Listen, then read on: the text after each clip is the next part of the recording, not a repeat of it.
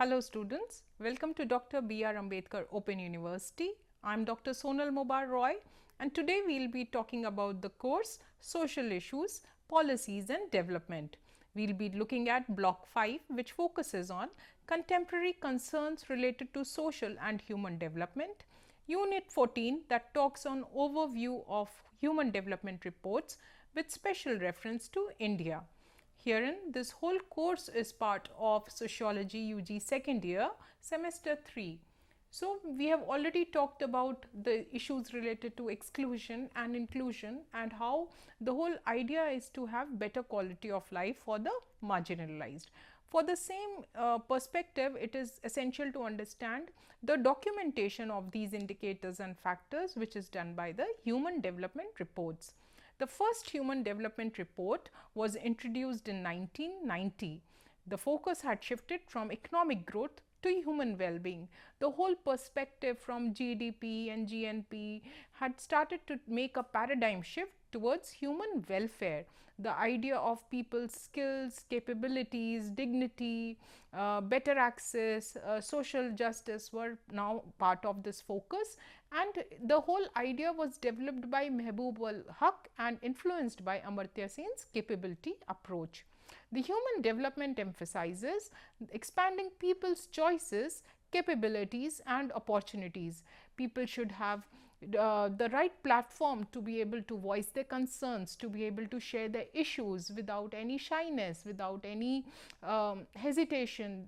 They should be confident when they are talking about their perspectives. They have the right capabilities, their skills are developed, they have access to knowledge base and opportunities, they have equal rights and entitlements, and they are able to get equal opportunities when it comes to sharing of resources and allocation of resources. Human Development Index or HDI was introduced as an alternative to GDP based development measure. So, we see there is a paradigm shift taking place from the whole economic perspective towards a social perspective. In this session, in this particular segment, we will be talking about human development reports, year wise highlights. So, I have segmented these with the various themes and how the shifts have taken place over the period of years. So, starting with foundations of human development, if we take the bracket of 1990 to 1994, the key themes focused on human development beyond GDP. As I mentioned, the whole perspective changed from economic to social lens. Then people were talking about human security, people's participation. If you recall, I had taken an example of Gram Sabha.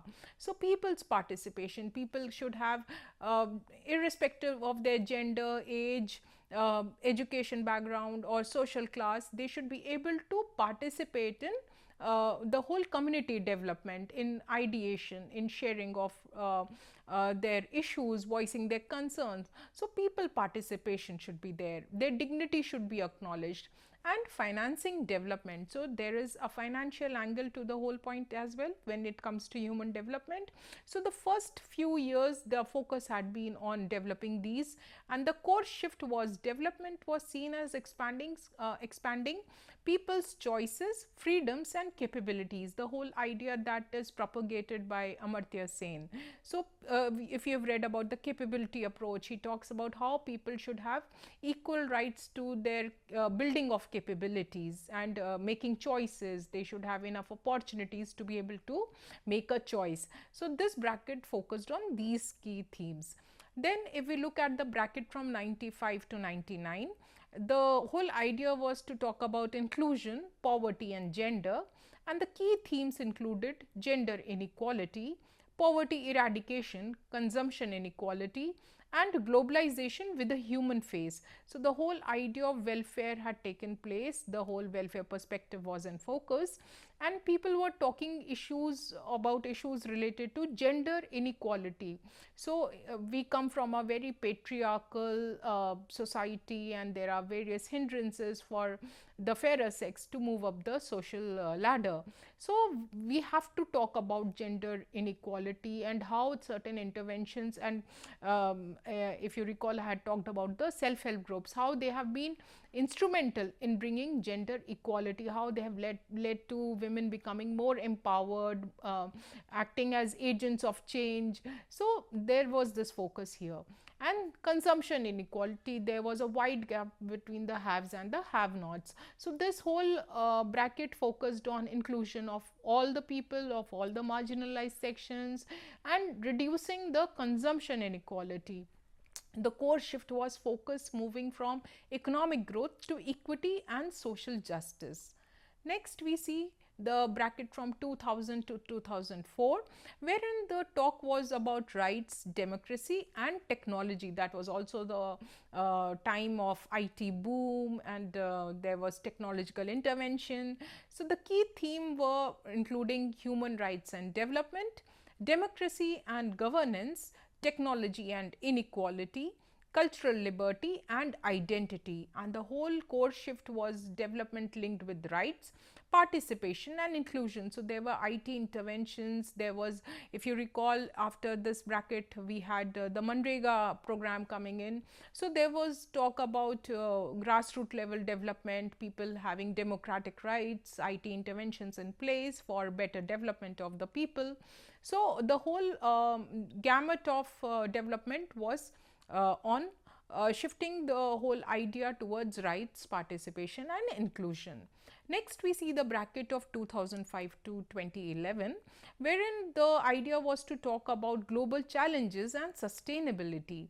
Key themes included the MDGs and the global cooperation, talking about water crisis, climate change and sustainability and equity.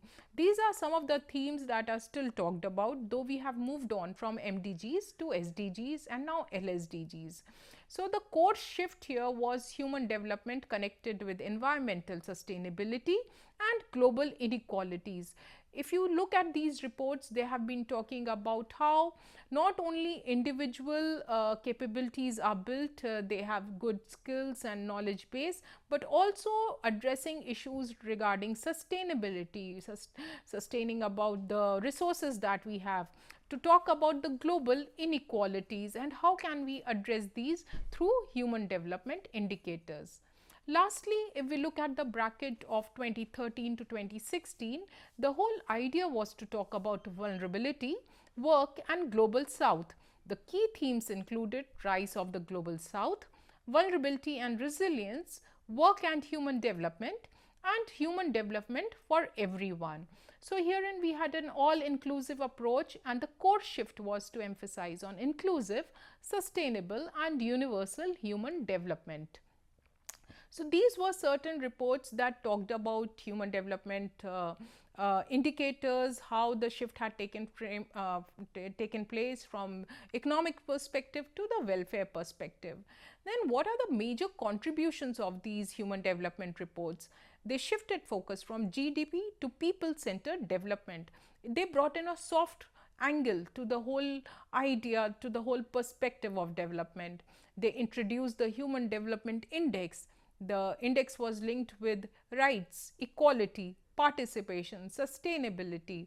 It talked about leaving no one behind, addressing the issues of the poorest of the poor. It influenced development policies worldwide, not only in India. So these HDRs were really a knowledge bank that addressed these issues in an all comprehensive manner, and they were talking about very crucial issues when we are talking about marginalized sections. We have already seen how certain categories, including the SCs, STs, SCs, PVTGs, the tribal communities, the women-headed households, the differently abled, they all are coming under the vulnerable sections. So how to ensure their rights? How can we bring in equality? How can we talk about their participation? And can we have a sustainable framework? So all these issues were addressed through SDRs. So all these issues were addressed through HDRs. So in this segment, we understood why the human development reports were important and what were the key themes and key issues they addressed over the period of years starting from 1990, how they brought in the Human Development Index. If you are talking about the Maslow's hierarchy, you would understand how the basic needs of food, shelter, housing are essential, and how when we move up the hierarchy, we talk about social security, secure livelihoods, then we talk about self-esteem, and finally self-actualization. So HDRs can be mapped to the Maslow's hierarchy, and the governments all over the globe have been envisaging to bring in more equal and just society, wherein nobody is left behind, nobody feels excluded, nobody feels marginalized, and there is an all comprehensive approach to make sure people are participating in the planning process. They are able to voice their concerns, they can talk about their issues without any hesitation, irrespective of their age, gender, ethnic group, color, caste, creed, etc. So as students of sociology, you should understand the interlinking between these indicators, how we moved on from the MDGs to SDGs, and now finally we have the localized SDGs. So what are these parameters, what is currently in vogue, and what are people talking about, what are people addressing, what are the governments trying to achieve through these focused interventions? This is what we are going to talk about in this section. Thank you so much.